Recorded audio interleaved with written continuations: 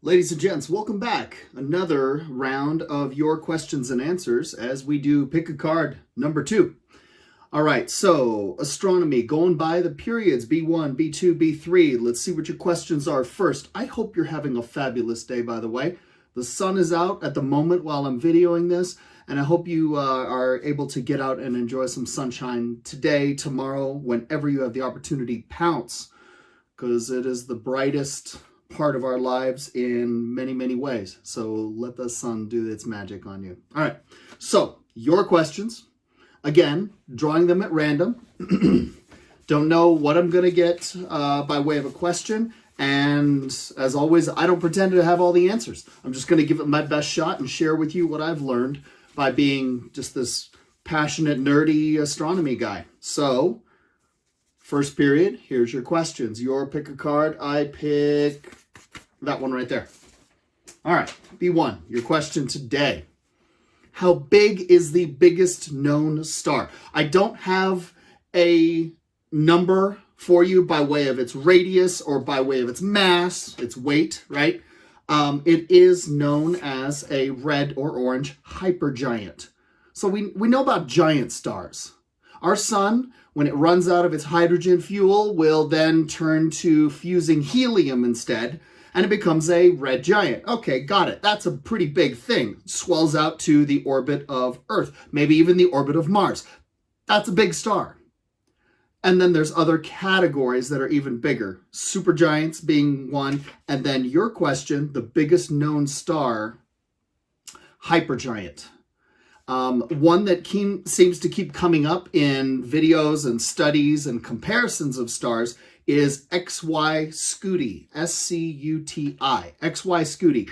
It is so big that it doesn't hold a perfect sphere. It bulges in certain areas as it spins. Imagine like a bowl of water and you're spinning it around. It's gonna not exactly be even. Well, this one, obviously there's no bowl holding it together. It's just its massive gravity. So XY Scuti, I encourage you to take a look. I'll put something down in the description below if you want to study more about XY Scuti. And then there's a video that really compares the sizes of stars. And I think you'll find that one mind-blowing as well. We watched it in class before. I'll link it below. So check that out as soon as you're done here. Excellent question, first period. Good job. What is the biggest known star? All right, second period, new stack. Here we go. All right, here are your questions, and there are quite a few of them left. Let's shuffle those up as I drop a few on the floor. Sorry. Here we go. Shuffling, shuffling, shuffling. I want that one. All right. Second period, your question is, what causes the formation of the different orientations of galaxies?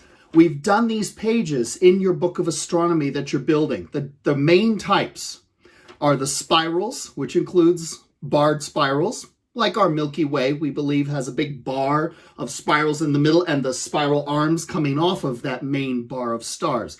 So spirals and barred spirals, that's one category. The second are the granddaddies, the really big ones. I'm talking rugby ball or football shaped elliptical galaxies. There could not be a better description. It's shaped like an ellipse, a big, not quite sphere, a stretched out sphere in space, containing lots and lots of red stars, lots of red giants, lots of red dwarfs, most plentiful star in the universe, red dwarfs, and then not a whole lot of star formation. Then we have the third type, is the irregulars. Usually these irregulars are formed because of the combination. Two galaxies collide, and while they're in the act of colliding, the gravity pulling of both of them on each other and every star within them stretches them out of shape, and they form these really cool twisted orientations, and we're seeing them as they are now in the midst of their collision, their galactic collisions. Take a look at the antenna galaxies. That one's my personal favorite. But there's so many other galaxies out there. The mouse galaxies. There's one that looks like a specter in a hood holding like a lightsaber. I mean, there's really cool different irregular galaxies out there. And that's nature's way of saying, okay, humans, you got these rules and these categories. That's nice. You go on organizing as you see fit. But I, universe, am under no obligation to make any sense to you whatsoever. I'm going to do my own thing. You try and figure it out if you like, but I'm going to go on being amazing and beautiful and fabulous. That's the universe. Now, have I really answered your question? Not yet. What causes formation of the different orientations of galaxies? In a word, gravity. That's all. Gravity makes all the stars in an elliptical orbit around a common center. Usually a supermassive black hole is a gravity anchor. And then a really big, similar black hole that anchors the center of those spirals that kind of orbit like a record on a turntable or a CD in a CD player. It spins around that core center. What makes them take that shape? Gravity. That's what it is. It's all about gravity. I hope I've answered your question well enough. Let's take a look at third period. And third period, well done. Keep up asking your questions. In fact, if you have more questions you want me to address, occasionally I'll sprinkle in ones that you ask in the comments below. So feel free to add more questions as you wish, right? I'll keep going with the ones we have from class, but be my guest and ask more. I don't have all the answers, but why not keep the conversation going, right? I'm your teacher. Make me do my job. Yes. Okay. So, third period. Here we go. Your question. I'm going to flip through and shuffle them up really good. And the one that boils to the top is, person has 3 questions. Here we go. How come the astronomers know that black holes are even there? Even a shadow on the ground. You don't see the object that creates that shadow, do you? Not necessarily. If it's something around a corner, but you still see the shadow, you know something is there. Black holes have not exactly a shadow, but they have telltale traces that something is there. We just can't see it. So, as a black hole pulls something into orbit around it and speeds up faster and faster and faster as they approach that event horizon and get pulled inside, right before that happens, a tremendous amount of X-rays. Yes, just like the kind of light that if you break a bone and you go into the hospital and they put it on and put the lead shield and they zap you with X-rays to see where the break is. X-rays zapping off in all directions in enormous quantities show us something's there. We don't know what it is. It's invisible. It's kicking out a lot of X-rays. What could it be? Well, over many years of hypothesis and theory, educated guesses followed by evidence to prove it right or prove it wrong, we finally realized black holes, they exist. It's a place where a massive object used to be and it has crushed itself out of existence. But the mass remains. Whoa, that's weird. We'll talk some more about black holes in, ironically, today's astronomy lesson. So look at a different link right nearby. I don't know if it's that way or that way or that way from here on your video, but we'll talk about neutron stars and black holes today in today's lesson. All right, but this is pick a card. Let's finish.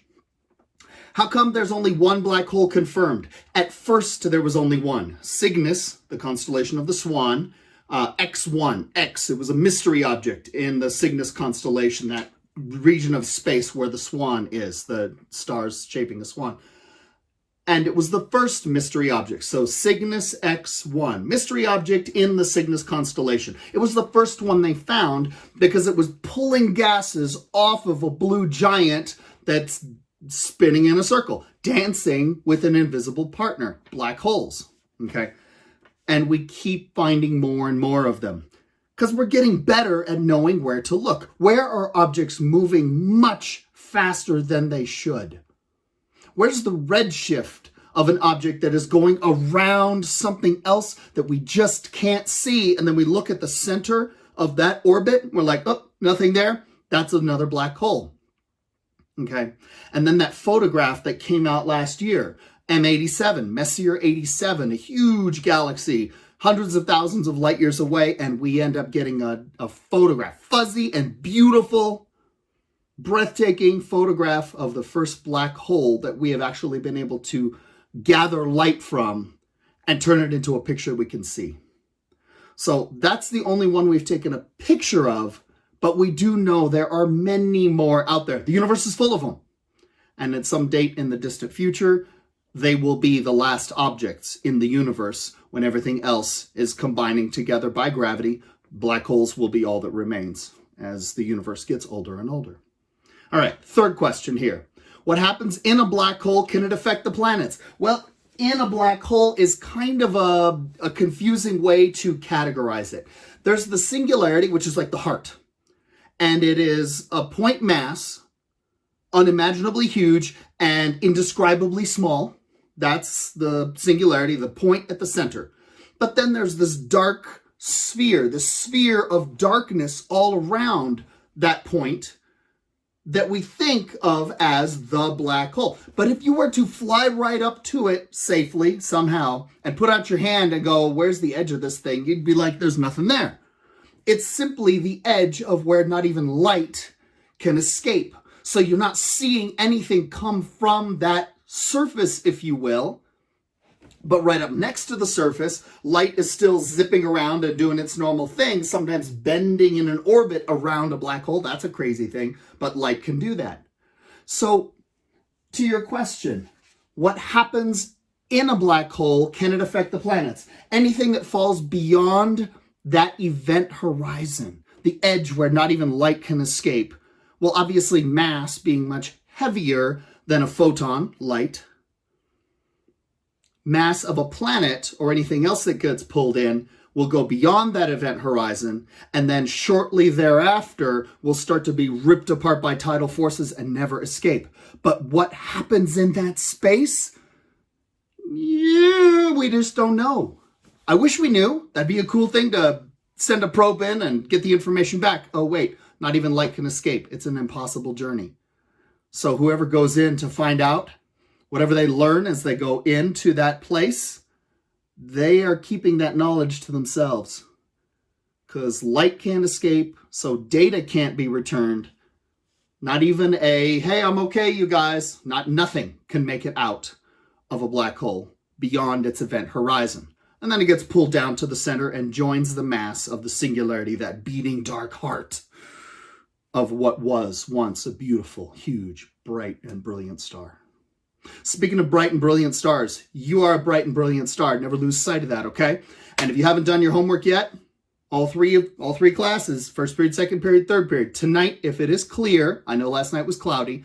Tonight, if it's clear, go outside, look at Orion. He's kind of leaning over on his side now. Look at the top right star. Look kind of diagonally below him. Look at Betelgeuse. Look at Sirius. See if you can tell the difference in color. That homework remains until you do it. Okay? And figure out if you've got any other questions you want to ask. Put them in the comments below, and we'll address them. I'll pick one at random for our next episode of Pick a Card, Any Card. All right. Wishing you the best. Stay safe. Look after yourselves. And we'll see you back here for another episode in a couple days. We'll have another Pick a Card, Any Card. Take care. Bye.